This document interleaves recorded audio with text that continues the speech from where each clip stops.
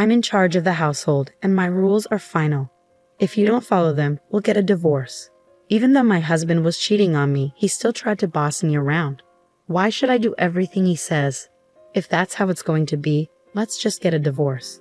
I put all the loans in his name so he would see how much I contributed to our life together. My name is Belle. I'm 36 years old and work as a systems engineer. I've been married to my husband Derek for 6 years. We met through work because my company hired his company for some projects. When I was working for his company as a temp, he was very nice to me. We started hanging out outside of work, dated for a while, and then he proposed. I said yes. When I got married, I left my job at the company. Working as an engineer was very demanding and stressful, and the pay wasn't great. I was worried that if I kept working like that, I wouldn't have enough time for my husband, and our relationship would suffer. So I decided to become a freelancer. This way, I could have more time for household chores and to be with my husband. At first, freelancing didn't make much money, but I had engineering experience. Gradually, I got more clients and my income grew. I was surprised at how quickly things improved and was thankful for my husband's financial support during that time. I worked hard on housework, even though cooking wasn't my strong point. I used recipe books to try different meals to keep my husband happy. "Thanks for cooking and cleaning. It really helps me out," he said. His praise made me feel good. In the beginning, we respected each other and had a happy life. But after a few years, my husband suddenly suggested, "Isn't it time for us to get a new house?" Huh? A new house? I was shocked when my husband brought it up. He's not the type to save money. "Well, shouldn't we save a bit more first?" I asked. "What are you talking about? I earn a good income, don't I?" Yeah, but we haven't had any financial issues since we got married," I said, even though I wanted to mention that it was because of my income too.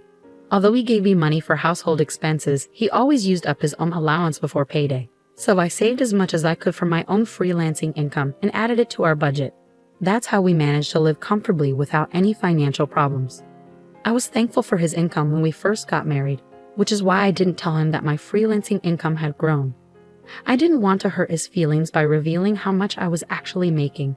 Even if I felt like we might have spent too much, our lifestyle hadn't changed. I realized my income had probably increased and wondered if my husband didn't fully understand his own finances. I was surprised by his excitement about building a new house, and I didn't know how to stop him. "What kind of house are you thinking of?" I asked, trying to find a way to build something affordable while considering his preferences. But he kept adding more and more features. "If we want to include all of these, the house will be very expensive," I said. "It's not a big deal. It's a once-in-a-lifetime purchase, and my income should cover it, right?" he replied. I was puzzled about how he came to that conclusion. I regretted not telling him about my increased income and decided it was time to do so to help him understand. "Derek, about the household expenses, I actually contribute a significant amount from my income too," I said. For some reason, he didn't believe me. "Come on, don't be so slow about this." "I'm not lying," I insisted. I wanted us to buy a more affordable house, but my husband didn't listen. He used his salary to take out a loan for a house that was stretching our budget. At first, I thought we were managing our money well, but over time, his spending got out of control. He started buying expensive clothes and watches and went out drinking every night with his colleagues. Even though he worked extra hours to cover these costs, his spending was hard to ignore. Despite all this, he was determined to build a house, and eventually he managed to do it. "Wow, this is a really nice house," I said. "A house is a clear sign of success, isn't it?" he said. He was right. The new house is amazing. It's spacious, beautiful, and comfortable.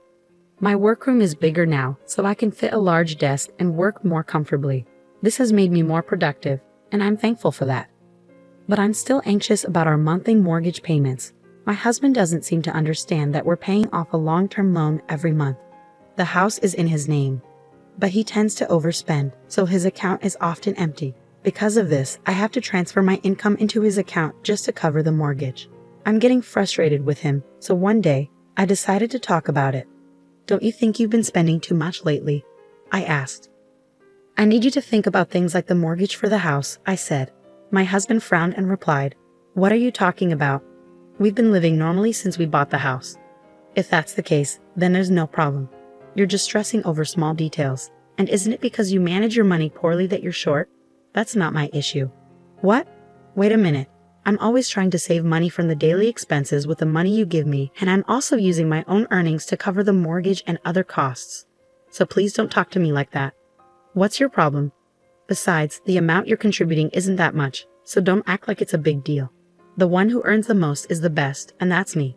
Don't try to give me advice, my husband said, trying to shut me down. I was shocked by how my husband had changed. He used to be kind and caring, but now our relationship felt strained. We barely talked, and sometimes we didn't even greet each other. He worked overtime more than ever and came home late at night. I started to question if it was okay to continue living like this. We were just coexisting under one roof without meaningful conversations. Maybe it would be better to get a divorce. But if there was a chance to fix things, I wanted to try. After thinking it over, I decided to take the first step and reach out to him. But my efforts were crushed when I saw him in town one day. I had gone out to buy a birthday gift for a friend. It was a weekday, so my husband should have been at work. But instead, I saw him in town, dressed casually, walking with a young woman I didn't recognize. I was stunned and immediately thought he might be having an affair. To find out the truth, I hired a private investigator. After about 3 weeks, I got the results and went to the detective agency. It turned out my husband was indeed having an affair. The woman was his colleague, and their relationship had been going on for about 2 years. I finally understood why my husband had started spending so much and coming home late. It was because he was having an affair. I was furious, especially after all the verbal abuse he had directed at me. He was the one being unfaithful. I felt foolish for trying to protect his feelings and our marriage. I decided to stop doubting and take action right away. When I rushed home, my husband was sitting on the sofa watching sports. I stood in front of the TV and laid out the evidence of his affair in front of him. "Explain this," I demanded. At first he looked surprised, but his expression quickly changed. "Oh, that's Meg. She's my new wife." "New wife? What are you talking about?" "Well, now that you know, there's no point in hiding it. Unfortunately, you're no longer needed." "What are you saying?" "Frankly, I don't need you in my life anymore. But Meg doesn't want to do housework, so you can stay and take care of that for her." "What? Are you out of your mind?" "I would never do that." When I said that, my husband's face turned red with anger. "I'm the breadwinner here, so my rules are final. If you can't follow them, then it's divorce." Even though he was having an affair, he was still trying to control me. Why should I listen to him? "Fine, let's get a divorce." "Huh?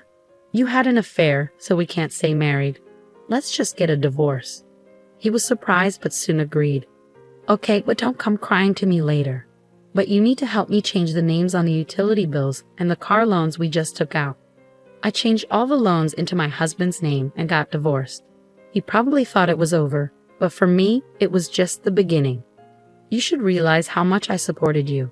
The day after the divorce was finalized, I was already settling into my new apartment. Then, I got a bunch of calls from my ex-husband.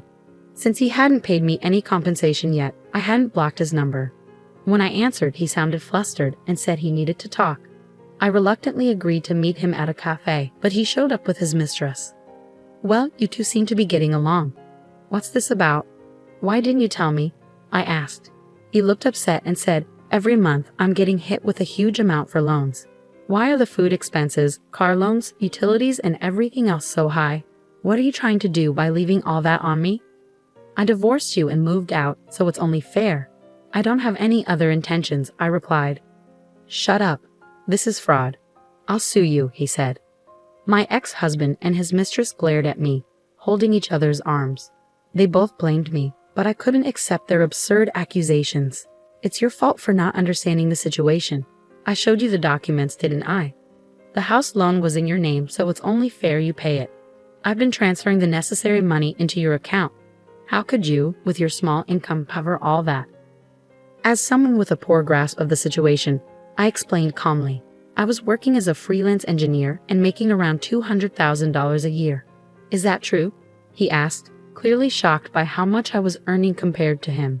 It didn't matter if he was surprised or not. What mattered was that I hadn't received proper compensation yet, so I planned to pursue it through a lawyer.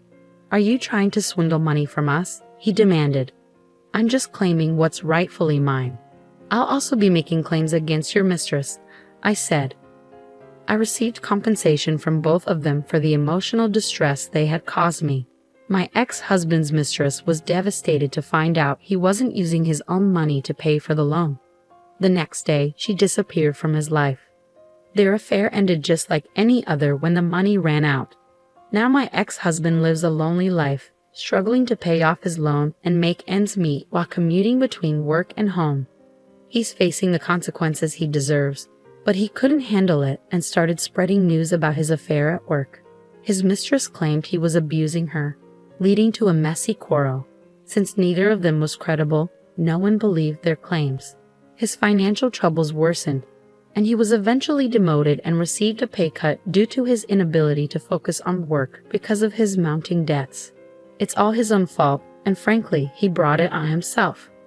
As for me, I was nervous at first when I moved into my new high-rise apartment, but now I'm enjoying my life here. I'm not interested in marriage or romance for a while, but that doesn't mean I want to be alone forever.